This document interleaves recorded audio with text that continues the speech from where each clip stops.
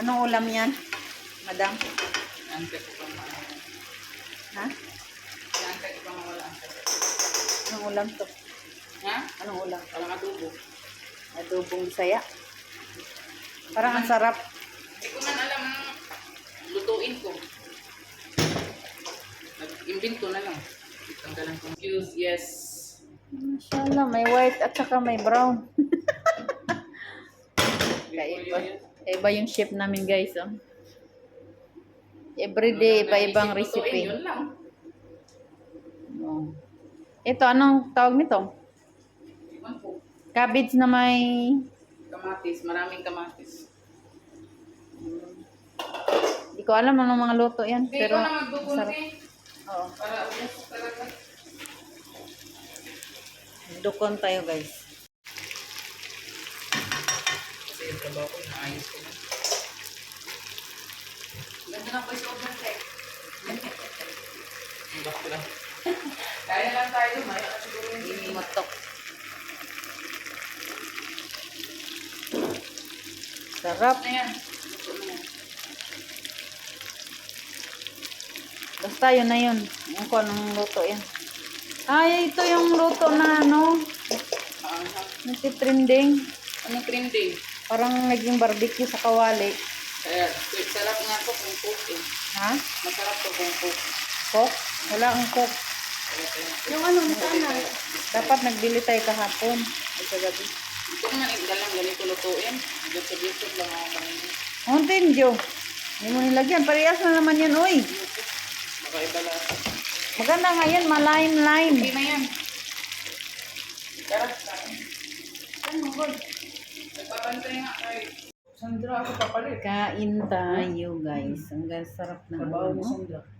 Hindi. Hindi ko sabihin, ano ba yung parang tandaan niyo na umalis na sa Dalaga? Kasi di ba pag umalis sa Dalaga bago pa yun? Wala mang oras yan. Palinas mo nga. Di man ura pala sa oras. Kasi dati lang, di ba nag-check-in sila palagi doon? Nag-check na ako. Nung nag-check naman ako kahapon, sirado man ng kwarto. Dali kay Said, di ko man alam na andun siya. Late na nag-message sa akin si Romina na parang nandun daw siya sa kay Dalaga. Pero sinara lang ang kwarto. Eh, Umakat ka na. mga maya-maya, nashock na lang ako, nandun ang baldi dyan sa labas.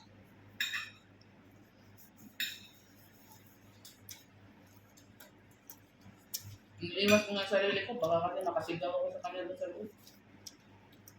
Dapat, ano rin? Wala talagang matira sa amin.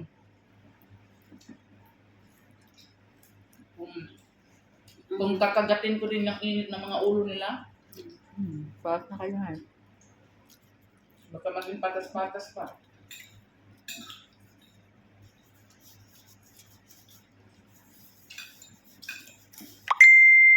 Mga nakaraan pa nilang mga dekada na nilang mga isip.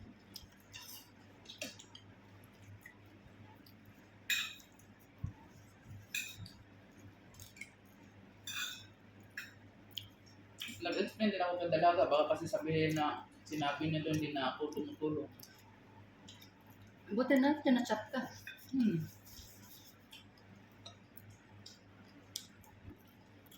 Para kasi wala din sa Dalaga, para kung nagkalimot na siguro din si Santa ulit.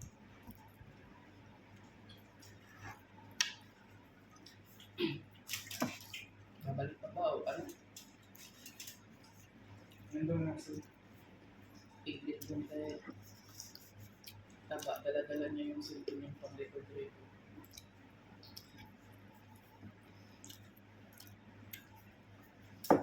Ako kahit sa tao na, halimbawa, ayaw ko sa tao na yan, kung sino man kaibiganin niya, kausapin niya, hindi, wala na akong pakialam sa mga ano ba, no? Hindi yung idadamay niya pa yung ibang tao ba kung anong mga issue niya. Wala nga naman, ako palagi mag-adjust sa kanya, pangalawang misis na po.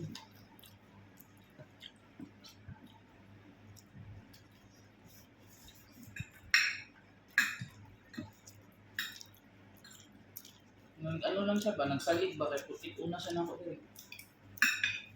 Mahirap. Ang pagkabawa sa mga lugar, kaya siyempre mag-uka.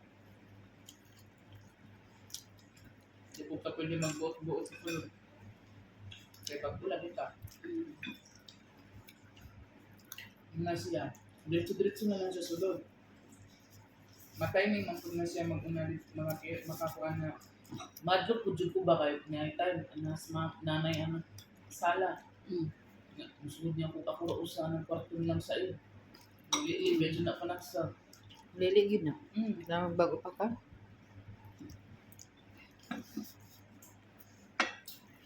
Sabihin mo eh.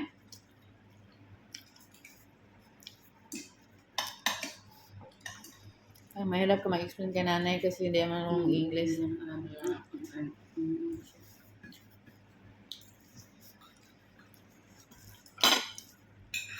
Pinusapan mo yun. Bago kasi, babantayan ka pa nila yan kasi nag-ano pencil sa kilos mo.